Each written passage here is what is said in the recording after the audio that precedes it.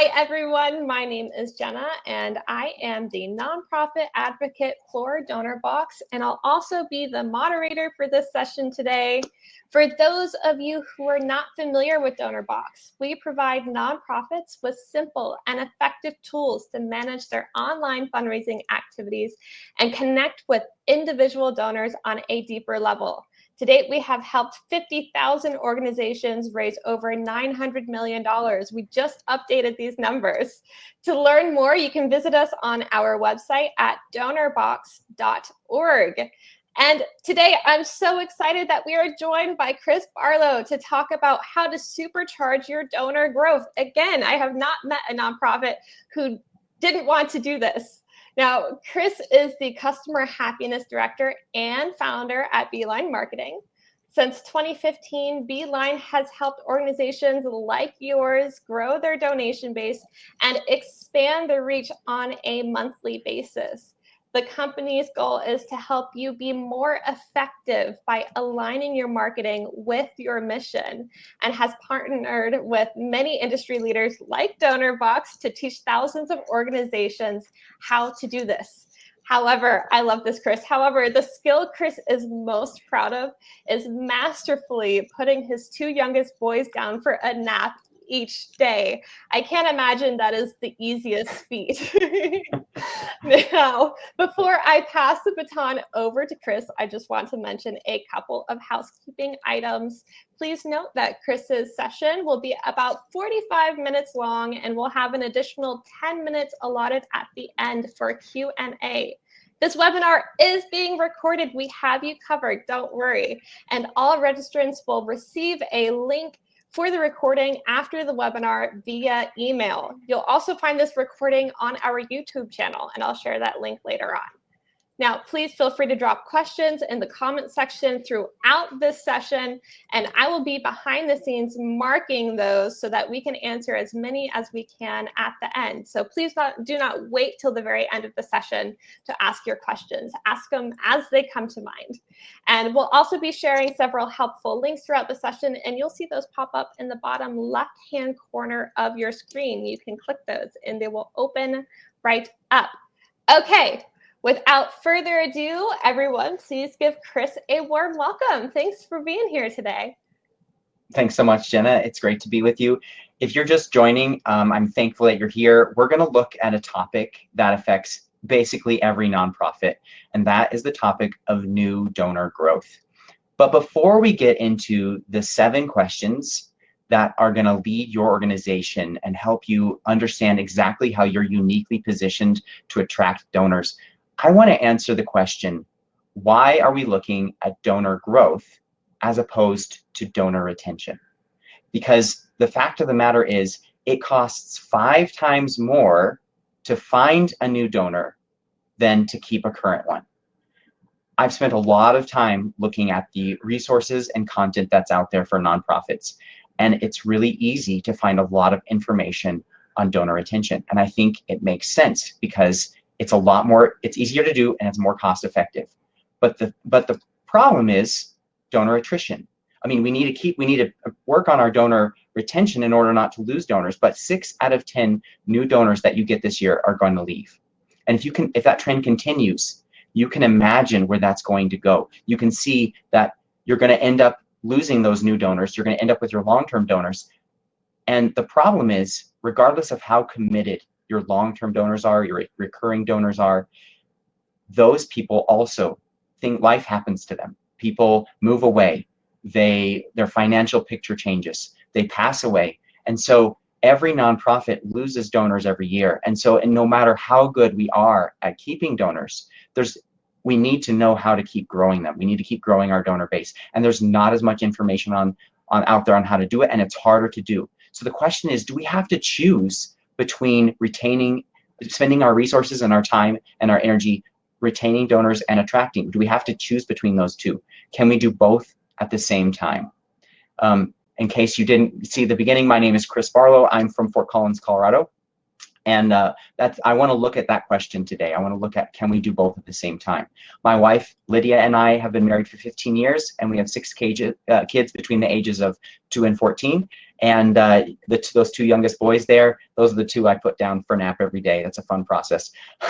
I started Beeline in 2015, and we've been working with nonprofits since the beginning to help them expand their mission and grow their donor base through marketing. We're Google certified partners. We've helped organizations over the years manage millions of dollars in ad spend to grow their programs and expand their donor base by hundreds of new people every month. And today, I want to teach a new way to approach your operating, the way you operate as a nonprofit, so that you can begin to align your mission and your fundraising and your marketing in the same direction. The thing is, when you're just busy trying to fulfill your mission, taking the time to pivot and then fundraise is difficult enough. And so even though marketing seems like it could help you further both your mission and your fundraising, it often just has to take a backseat to those other priorities. And so I want to summarize what this approach looks like in a sentence, just to make it really simple and kind of give you an overview of what it looks like. And I'll summarize it in a sentence, and then we're going to look at what that actually means and break it down while I share. So that summary is this: if you serve people, they will be attracted to you. So make it part of your mission to serve your donors. So we're not just talking about, okay, if you serve people, you can attract new people, but how do we make it part of your mission without pulling away your attention and focus and resources from your mission? How can we make it part of your mission to serve donors and therefore attract them and retain them? So I'm going to share a story of one organization that's doing this well. There's a lot of nonprofits out there who are, but I want to give that picture and that story so that you can understand more easily how it can work. And then my goal is, after our time today, that you'll have some actionable ideas for how you can understand exactly what your donors are looking for, how you can provide them and those things, and use that to consistently attract new people. If you don't have a lot of time and you need to leave at any point today, you can download my free ebook on my homepage on my website, yourbeeline.com, and it will go into detail on any of the things that we're talking about today. For 20 years, Connected Families has been caring for, inspiring, and equipping parents to be more thoughtful and confident. And with 6 kids, you can imagine, have my own parenting, we have parenting struggles, and I heard about them through a friend and subscribed to their emails because their content was really helpful, and I saw that they cared. And eventually, we enrolled in one of their online courses. And because we personally experienced their help in our family, we were eventually happy to support their work.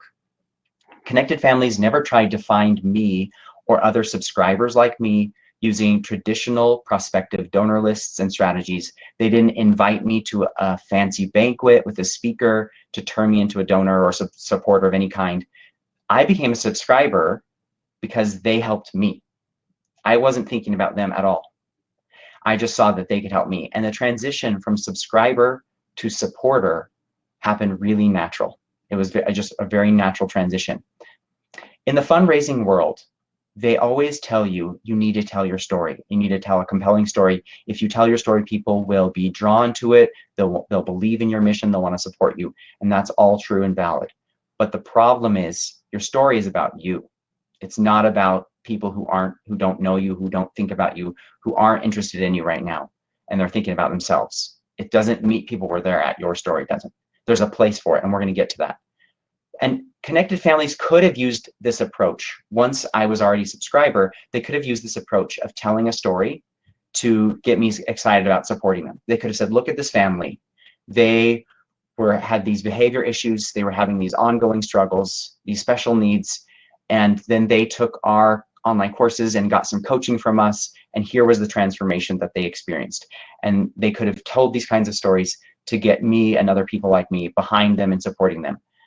But instead of telling someone else's story, they made the story my story, and I experienced that story personally. And so it became a real thing, and it was internalized by me. There are 2 benefits to this. Fulfilling their mission was something real because I experienced the result internally. And so I knew it wasn't just something they talked about. And secondly, I had a sense of wanting to pay it forward. I said, this was so valuable. I'd love it for other people to get a taste of this. So I actually experienced their mission or got a taste of it for myself. So how can you do this in your organization? Now, not every organization, not every mission, you probably don't have a perfect overlap between the people who you serve through your mission and the people who donate to you. They might be more disconnected than that.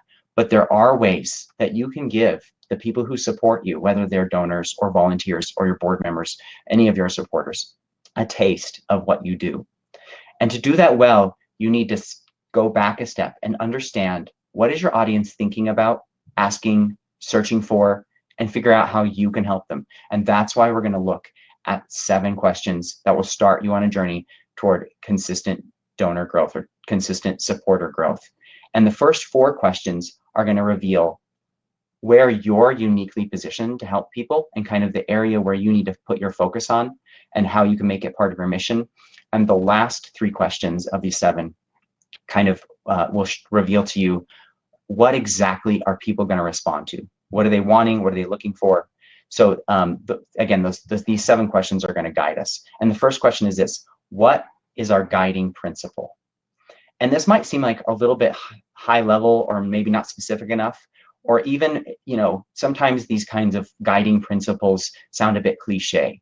But I can't emphasize the importance of understanding that your guiding principle or your core belief as an organization, because as the world changes around you, as the problems you're solving, maybe they get better, or maybe they get more complex, or the solution you were using changes and you can't implement it in the same way, or you need more resources, or you need to approach the problem in a new way. Your guiding principle will show you how to do that, will help inform what the right direction is. If you get an opportunity that comes your way that seems like a partnering organization that you guys could work with and further things together, well, if you don't share a guiding principle, then that's probably an opportunity you need to say no to.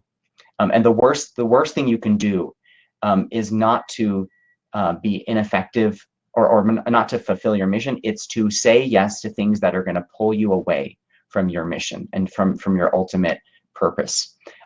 In 1975, I want to illustrate this with a really powerful story. In 1975, there was a guy at Kodak who invented the digital camera, but Kodak never did anything with it. They thought their guiding principle as an organization was, we make the best film in the world. But and that kind of idea that we make the best film in the world as being their guiding principle rather than their solution led them to, in the 1990s and 2000s, to double down on film, even when digital cameras were replacing film. And so they kept trying to improve their film, but they just couldn't keep up with digital cameras, with digital film. And so what happened is in 2012, they filed for bankruptcy. But I want to challenge, if Kodak had seen their guiding principle as memories are a valuable part of life and they contribute good to everyone's lives, so therefore we help people capture and keep memories, then film would have just been a solution that they provided that could have changed at any time as needed. There might have been we're not going to get rid of film entirely, as the digital camera was replacing film. We could have, because there's a place for film, a small niche for it. But they could have seen, look, digital is an easier way to capture memories because you get that instant feedback. You know if the picture was blurry or not. You can take many, many more pictures. You're not limited by the number of pictures left on your reel. And you can keep the memories in a much better, safer way because you're now not depending on those pictures being safe physically. You have them saved on an SD card at the time, or now you can save them in the cloud. And so that guiding principle of we help people capture and keep memories, we want to make sure that more people have those valuable memories and better life that way. That would have guided them through all the technology changes, and they would have seen, okay, we are ahead of the curve in 1975, and they could have been the leaders in digital. And so hopefully that story illustrates how a guiding principle can help your organization, because it's not the same as your mission. Your mission is the solution you're providing. It's you have this principle, you see this problem in the world, and now you provide the solution. And so I just want to start with that question, because that kind of defines everything else and can help us start to align the rest and align your mission and your fundraising and your marketing. So the next question is this: what is our expertise? How are we uniquely situated to solve problems? What knowledge, skills, and experience do we have related to how we're fulfilling our mission right now? And take the time to brainstorm that and write it all out on a piece of paper, and just get all the potential expertise that you have out on a single page. And the next question that follows on along with that is, who is our donor? What do they need? We need to understand the demographics, where they go online and where they spend time. But the most important thing to understand are, what are their interests and what are their biggest problems?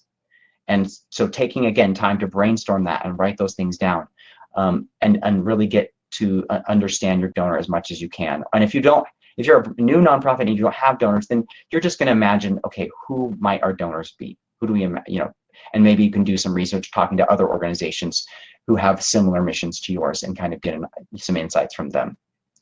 And the obvious follow-up question to this is, what is our area of opportunity, or what are our areas of opportunity? Because there's likely going to be several ways where your expertise as an organization overlaps with the needs of your potential donors or your current donors. And so that question is, how can we serve them, and what can we create to do that?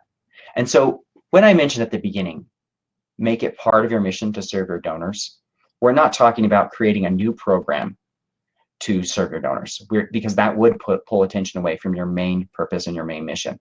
And so if we can create a digital resource, the value of a digital resource is that you can create something once, you can invest the time to do that once, and then use it over and over and over again. And it doesn't require ongoing effort and resources from your team.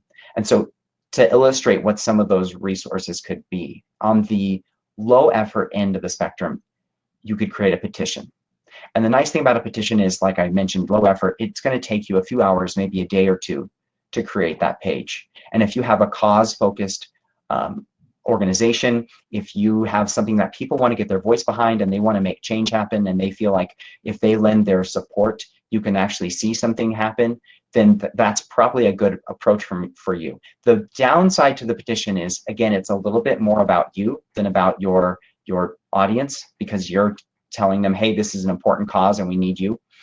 And so because of that, the conversion rate or opt-in rate of people who sign that petition and become your subscribers is pretty low. On average, the numbers I've seen is less than 1% on average. On the other end of the spectrum, you could create something really valuable, like a free online course that goes into in-depth on how to help people address or solve a specific problem, and shares your experience and knowledge with them.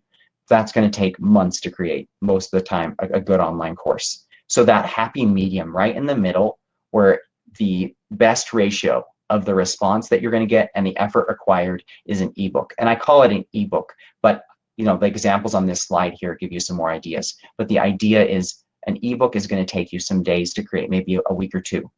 But the opt-in rate on average for an ebook is 5 times higher than that of a petition. Whereas the online course, offering an online course, is only 2 times higher than the ebook.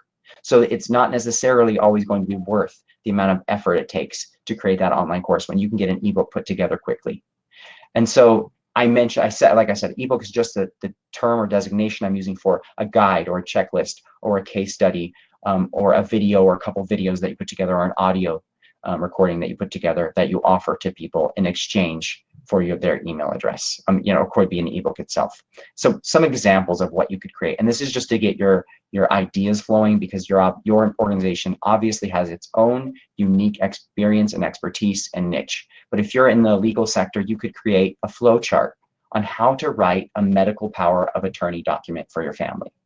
If you're in the arts, maybe in theater, you could create a video series on how to prepare for your next audition, and how to nail it, how to do really well. And if you have a few of those videos put together, you offer it to people for their email address, you get it in front of students and teachers, and now they're learning how to audition well, And they're also getting connected with your local theater, and they're getting to see who you guys are, and you can invite them to your next show. If you're in, again, animals, if you're like an animal sanctuary, you could create an ebook on how to deal with pet loss, and encourage people to donate in memory of their pet.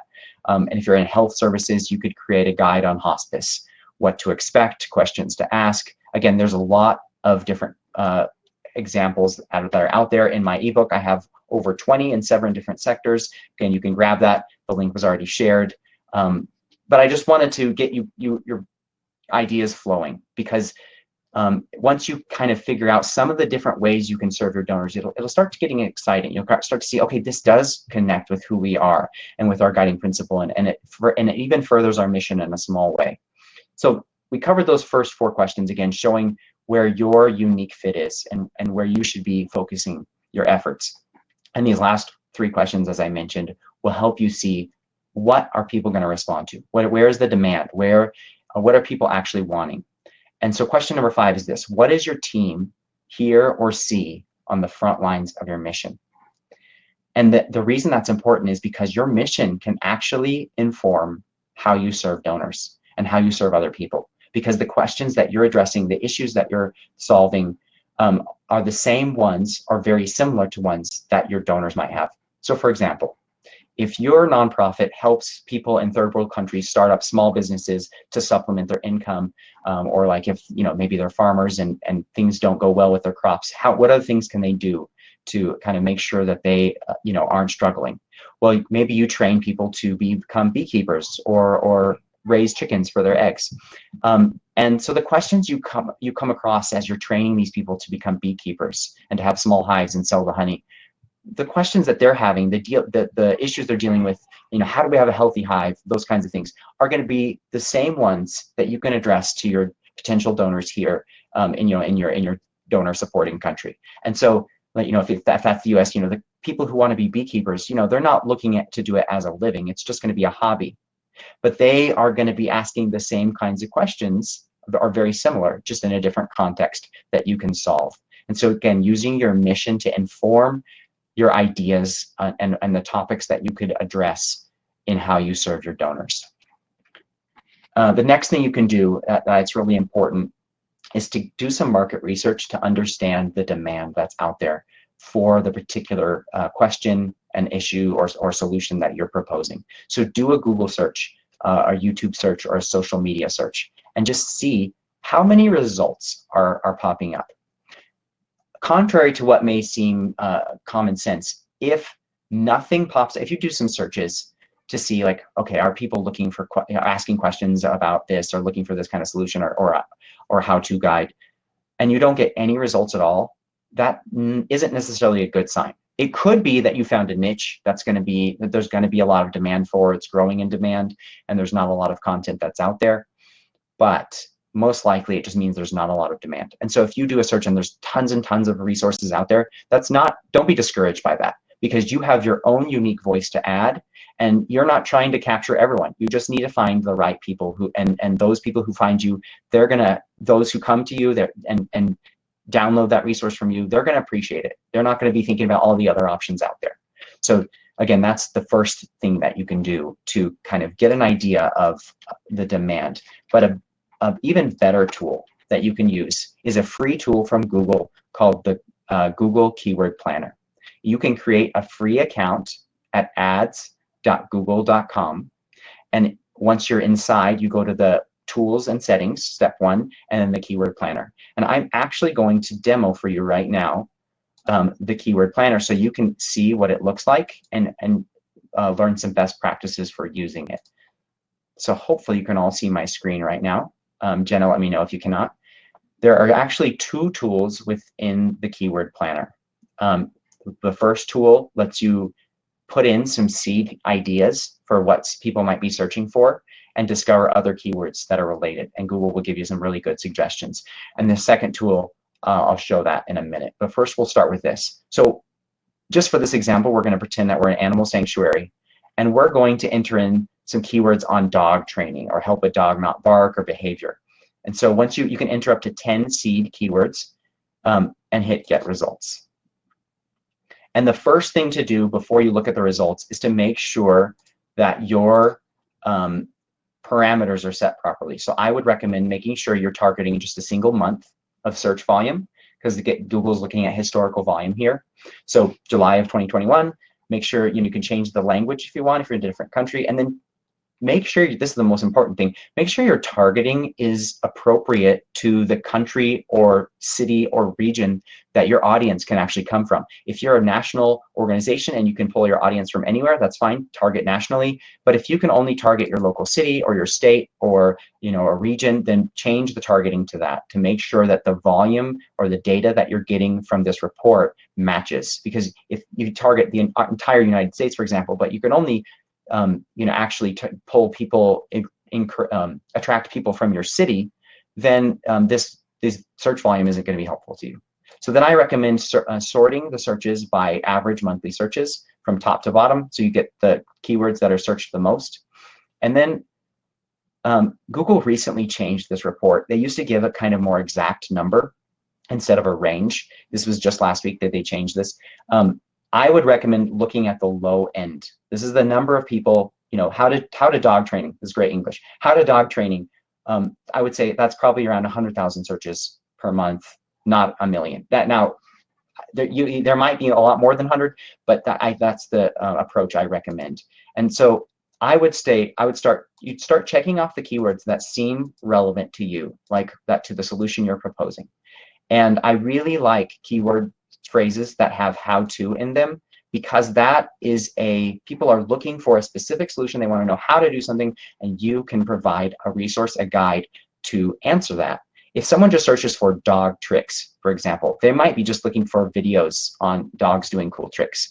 If they're looking for training, well, unless you're providing an online course, that training keyword, you're not really giving training. You could target it, but or that could be a keyword that is helpful for you to understand how much volume that is happening there, but I wouldn't include it. I wouldn't go below keywords that have 10,000 searches per month. Now, if you're in a small area, rural, or you just don't have a large population area that you're targeting, you can go down to the keywords that have 1,000 and just select more of them. But if you've got a good volume and of 10,000 and up, start with those. And so once you've selected some keywords that seem like they're relevant, you can copy them. And then you go over to the second report, the search volume and forecasts. And one nice thing about this report is you can copy and paste as many keywords as you want into this. And the main thing I'm going to demo today is basically just how to create a simple report. So again, you make sure your parameters are correct. You've selected the keywords, and then you can just download them into a CSV Excel spreadsheet or CSV file. And once you've done that for, if I'm an animal sanctuary, I do that for dog training. And then I could do that for how to help kids learn responsibility with pets, or kids and pets, something along those lines. And then maybe cats, different pets. So I can do the research on all these different areas of opportunity where we could serve. And then I will can compare and contrast those spreadsheets and say, okay, which one has the most keyword volume in search, and which one also seems to be low-hanging fruit for us in terms of easy for us to create a guide or resource. And then that also gives you an idea of where you can go in the future for future resources that you could create. So let's go back. Hopefully that presentation was helpful to you, that little demo. And so that's how you can do some really valuable keyword research and understand what the actual volume is of people searching and wanting to get an idea of the number of people who are looking for a solution that you can provide them. The last question, question 7, is what perceived value does our current audience have about the resources we could create? Yes, you could use hashtags, Marcia. I just happened to notice that. You could use hashtags too and just see how many results there are too. And so this perceived value is, okay, let us put this in front of our current audience, and send a survey to them and say, hey, we're thinking about helping people addressing one of these below topics. Which one seems the most valuable to you, or which one interests you the most? In this example, you're an organization that helps people start businesses in third world countries, raising and caring for goats and cows, starting a beehive and running a beehive, running a sustainable garden for food. raising and caring for laying hens, for laying hens, eggs. So one of those topics, which, find out what your audience thinks. Ask them what has the most value or most interest to you, and then follow that up with a question. If we create this resource, would you be interested in us sending it to you? And that just gives you another understanding of the amount of buy-in that people have on your proposed resources. And again, the goal is, we've heard from the front lines of our mission, we've gotten some quantitative data by doing this market research, and now we're getting qualitative data. And all three of those put together will tell you, okay, what are people going to really respond to? So that way, in advance that we can validate that we know that the investment that we take to create this digital resource is going to get a result. It's going to get a response, and it's going to actually help people. So I said at the beginning, do you have to choose between investing in donor retention and donor growth? Is there a way that we can do both at the same time? And the answer to this is yes. With using this approach, you can both attract and retain people. Because the nice thing is, once you've created this resource, you can just send it to your current list. You can send it to people and say, we created this because it comes from our heart as an organization, and it's in line with our mission. And we want to give more people a taste of what we do. And it looks a little different than our programs, than our full mission, but this will help you kind of have better understand of who we are, and we hope it'll serve you and help you. So donors, volunteers, anyone in your audience, it doesn't matter, just as a way to thank them with no strings attached. And these 7 questions are actually just part of a 6-step campaign, a process that you can do to start attracting new people. They're really, those questions are part of the validate and create steps of this process. And while I'm not going to have time to go into all of this process today, we will have time to discuss them during the Q&A. I do want to go through each of these briefly, though, just to give you an idea. So once you've validated and those 7 questions had led you to kind of knowing what you should create, and then you can create it. And then there are various ways to go about doing that. Usually you have your subject matter experts do some writing. You could have a group session and you can record it together, and then you can get it transcribed. And that can get you, in a 15-30-minute conversation, you can have pages and pages already put together, and then you just need to edit it and kind of improve on it, add some graphics, get it put together into something that actually is valuable and helpful to people. Now, and then once you've created it, you need to offer it. And so by offer, I just mean simply putting it on your site on a landing page that gives it to people in exchange for their email address. And the important thing about the landing page is that you really start with, again, the user and what are they thinking about, and start with their problem and show that you understand that problem and what they're thinking and what they're feeling and what they're looking for, and then explain how the resource will help them and go into details like, this is what the resource is, this is what it covers, this is how it's going to help you solve that problem. All you need to do is subscribe and you'll get it. We'll email it to you, and make it a compelling page that helps people really understand and solve that problem and take that next step right then and there. Right after someone subscribes and they fill in that form, you can send them to a thank you page. And the goal of the thank you page is twofold. The first thing is just to simply thank them, congratulate them for taking that step, let them know the resource is on its way to your inbox, and you don't have to do anything else to get it. But then say, but before you go check it out, we want to tell you something. This resource was made possible because we are a nonprofit organization, and it was made possible by people who believe in what we're doing and what we're doing to help people, and people who donate to this cause. And it costs us money to get this in front of people. And our goal is to get this resource in front of as many people as possible. Would you consider donating $15, $25, $50 to support getting this in the hands of more people? And make it really clear that they don't have to do anything else, because they should not feel like this is a bait and switch. This is an opportunity for people to pay it forward. And this is also a great place. I want to just give Donorbox a little plug here for you to embed a Donorbox form. You can go into the Donorbox software. You can create your gift array. You can even on the form, you can accept different currencies or different methods of payment. And you can have, I think this is one of the most valuable things, a checkbox where people can say they're willing to cover the payment processing fees. And let people know for every X amount of dollars, say every $15, we're able to reach 1,000 more people and get this in front of 1,000 more people. And so that way they can feel like, wow, okay, I'm thinking, the value of this thank you page is people are thinking about you right at this moment, or they're thinking about this interaction with you, and they're thinking about, they're appreciating what they're about to get, and that they're excited to see what you created for them.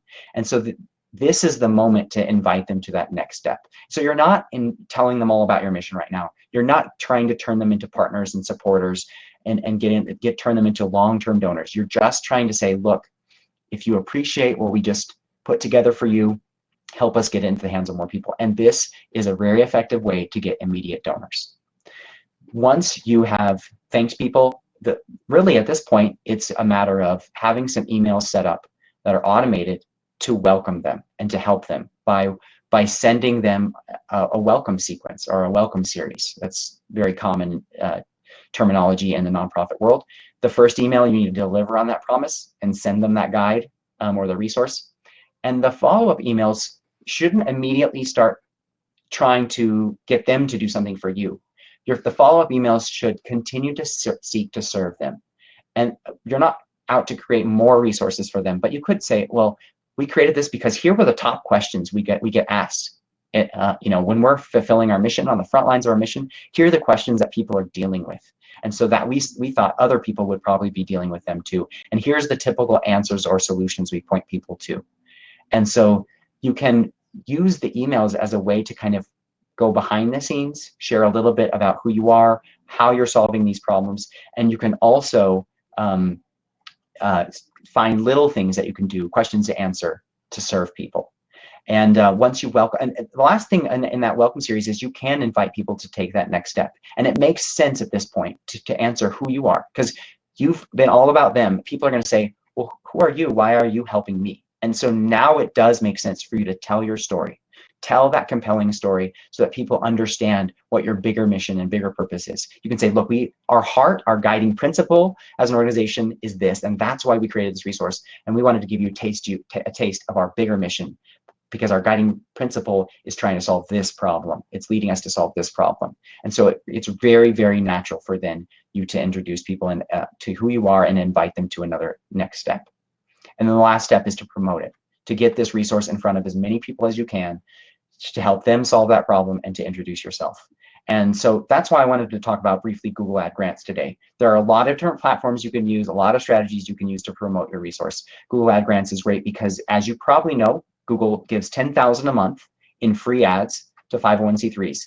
And the problem that nonprofits have with using it is that they don't start with those 7 questions and understand where their donors are.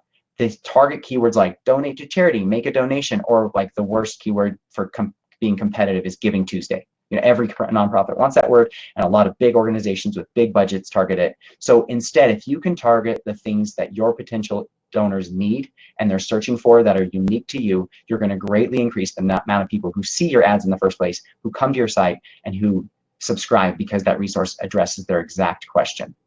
So I'm going to give some possible average monthly stats that Google Grants could do for you, just to give you an idea.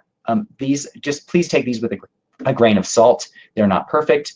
I've seen organizations get results not as good as these. I've seen them get better results than these. So just to explain some of the icons, the small city or small building rather represents a smaller population area, maybe your city or region with about 100 to 200,000 people, somewhere in that range. And those 3 icons on the left on the first column, that's the amount of grant that you might expect to be able to spend in a given month, 1,000 to 4,000 of that 10,000 grant. The number of clicks or visitors you might see to your site, somewhere between 250 and 1,500, depending on how competitive your keywords are. And then lastly, how many new subscribers you might see, somewhere between 10 and 80. And then again, in the middle, maybe your population is 500,000 to 1 million.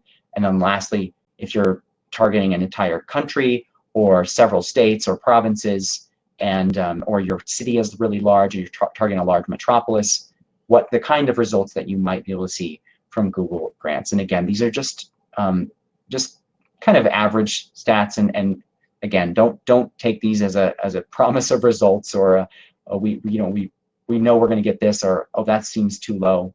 Just wanted to give people an idea. So the real question is Google Grants right for your organization? Because it's not right for every organization. It's not always the right thing to do.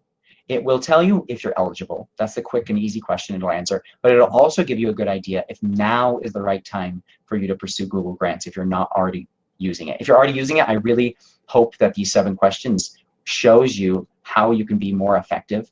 And the nice thing, again, is regardless of whether Google Grants is a good program for you, using this approach to attract people will work regardless of the strategy and platform that you're using to attract people. So you can take the quiz, and anyway, I want to open it up now to Q&A.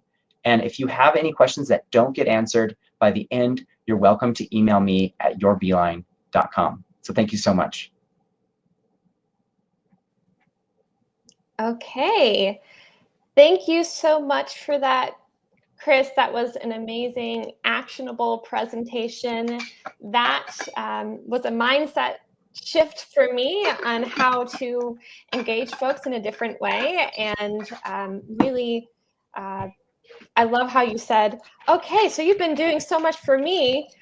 Who are you? And I like that idea of serving others and providing them with this resource to kind of engage them. So thank you so much for that. Now, before we hop into Q&A and all, please ask your questions and I will mark those so that we can get to them.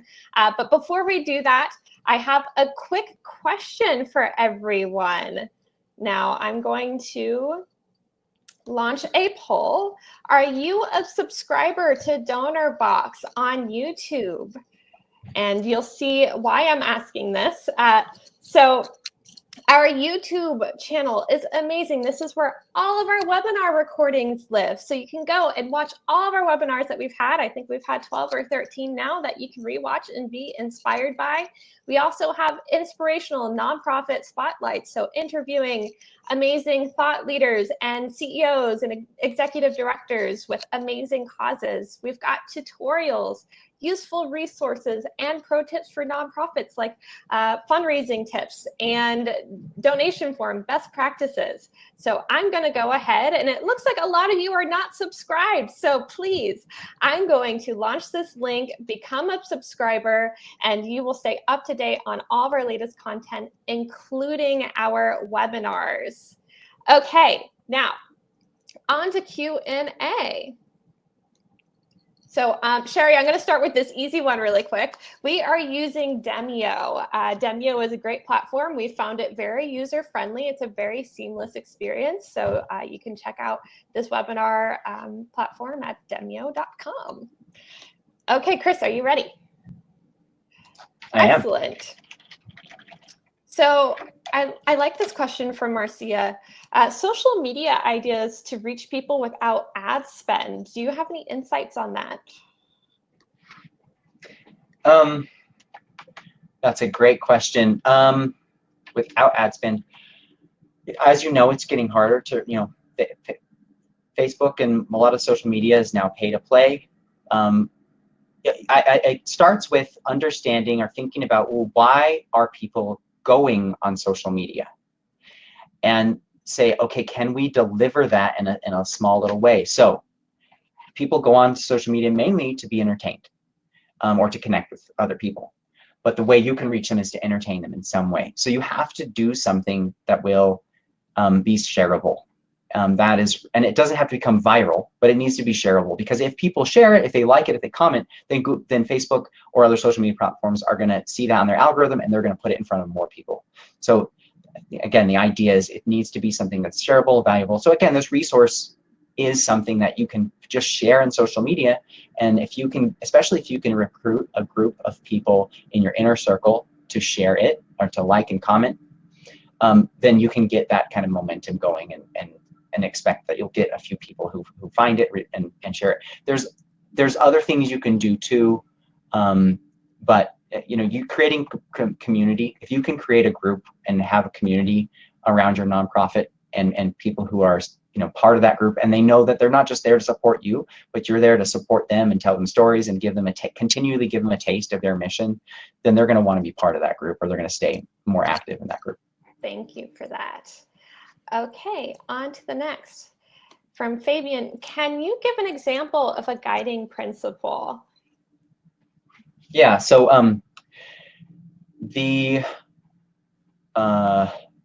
I believe the Humane Society's mission statement is something along the lines of bringing about policy change to reduce cruelty to animals and protect animals, something like that. I read it a couple months ago.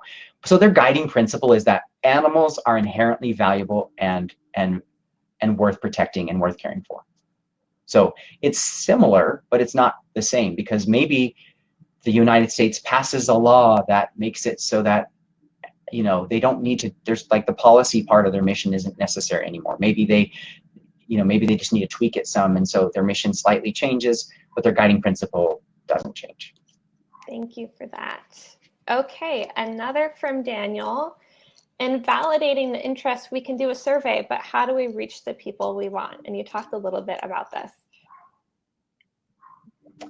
Yeah, so again, like if you can use the thing about doing a search and using the Google Ads keyword planner is because now we're getting this many people searching for these keywords. You can see the estimated cost per click. So whether you use the grant or whether you use paid ads, you know that you're going to get about this many people searching for this, and it's going to cost you about this much per click. And so that's one way you can reach the people that you're wanting to reach. Again, you can run ads, you can do share things on social media, and you can ask. One of the most powerful things you can do is, if you already have an audience, find the people who are really engaged with your nonprofit. You'll know them by the fact that they donate to you, they volunteer, they open your emails, they like to talk to you, they want you to call them. Whatever those people are, start what one of the nonprofits I work with called an insiders team, where people who they are there to help you, and it's not just about donations. It's like they can share these kinds of resources with their own networks. So that's another way is to start with the people who are really engaged. Thank you so much. Now, one from Kara or Kara. It's always hard to tell on these platforms which is which. So she says, I run an LGBTQ plus nonprofit. Google Ad Grants doesn't allow advertisers to target based on sexual orientation. So those focus keywords, do you have any recommendations on how they can create effective keywords to reach their target audience? Yeah, that's a tricky situation. I've run across that before with clients that they provide medical services, and you could target the medical keywords, but you can't get any keyword research done. Like, you can't find out how many people are searching for those keywords. So one thing, you have to go a little bit further down the line of, okay, what are the main issues that LGBTQ plus people are dealing with, and like workforce situations or any of those kinds of things, and try to find the keywords that are along the problem itself. Because if I'm LGBTQ, I'm not going to necessarily enter that in my Google search. I might be thinking like I might because I might be looking for something specific, and that's we're gonna have that trouble of reaching them. But I'm gonna enter other keywords, and so if you should be allowed to put, I actually can't say this for a fact, but you may be allowed to put that in your ad, in the headline, that who you're targeting, and so that way you might be targeting a wider net on your keywords, like people who are dealing with workforce discrimination or whatever the issue might be, and you might find getting in front of a lot of people where your specific audience isn't relevant for, but your headline qualifies people. They see the headlines. And so then they know, okay, this applies to me. So that would be my first recommendation, is just to you have to go a little bit wider. And the nice thing about Google Grants is you might get more irrelevant clicks, but they're not costing you anything. Thank you so much for that. Okay, I am scrolling through. Thanks for bearing with me.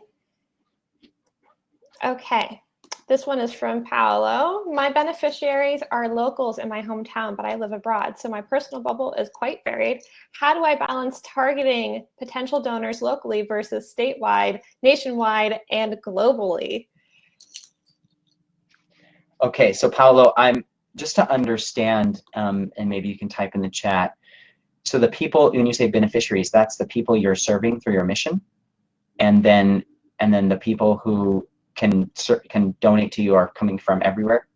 Is that correct? Hopefully you're still here and can answer that question. But I'll just answer it from that assumption. Yeah, I mean, again, it doesn't matter if your donor audience is being pulled from elsewhere. If students are local, donors everywhere. Okay, yeah, I would say don't start globally with targeting people. Pick where you pick a country, or you can go global, but for example, if you're using the Google grant, then you're probably going to spend the entire grant just targeting a large population center, 5 million plus. If you can target 5 million plus, you'll probably just spend the entire grant, no problem. So really, you just need to say where does it make sense for me to pull my audience from, and again, you could target globally, but it doesn't matter where your mission is being fulfilled, because your goal is to give people a taste of that mission, and to serve them in the way that your expertise and their needs overlap. So again, you're giving them a taste, and then you're telling the story. Once they're connected, you can tell the story of your students and what you're actually doing for the full mission. I hope that answers it. Thank you so much for that. Okay, I'm scrolling through here now. I see a question. Zach's wrote, or Sachs, can I create a fundraiser for my higher education? You can't. I mean, if you're asking about Google Grants, I can say no, you can't. Google Grants does not allow you to. If you're you can if your mission is higher education, you can if your organization is the nonprofit branch of a school or university, that works. But if you are a school and your goal is to further the school itself or your government entity, you can't. So hopefully that answers the nuances there. Thank you so much for catching that. Okay, do you have any more questions? Or if you have thought about your guiding principles, feel free to drop them in the chat. I would love to see those. I see from Bernadette, she says, our guiding principle is financial education, buying insurance, starting a savings account, and educating the youth. How does that sound, Chris? So I think your guiding principle is deeper than that. And that is something along the lines of people who helping people make smart financial decisions helps them flourish. And you don't define what those smart financial decisions are, because those might change. What you focus on, what insurance, savings account, educating, that might change. So, so you said this is for pets, for animals. Can you clarify how those two connect those two for me? I don't understand. And while we're waiting for your response, Bernadette, from Marcia, can nonprofits organizations also receive benefits, not just 501c3 orgs? For Google Grants, I actually don't know their requirements for other countries, because obviously other countries don't have 501c3. So if you're not in the US, I don't have the answer. We can probably, Jenna, I can give you the link that lists all the countries that people can look their individual, and you can include that in the webinar notes or on the YouTube channel or wherever. So I'll look that up and then send that to Jenna so that you guys can grab that for your own country. But for the US, you do have to be 501c3. And to piggyback on that, when I post the recording in our Donorbox knowledge community, and I'll drop the link for that shortly, I will include any helpful links. So for the Google AdWords and for the Beeline ebook and all of that great stuff. So all of it will be in one tidy package for you to refer to. And we will also have an opportunity for you to drop your questions for Chris in our Donorbox knowledge community. Okay, let's see here. Let's see. Okay, so Bernadette, Yes. I can go back to that, circle back to that. So being prepared to handle the cost of care and responsibilities that come with taking care of pets. Yeah, so that just like pets are, again, inherently valuable, and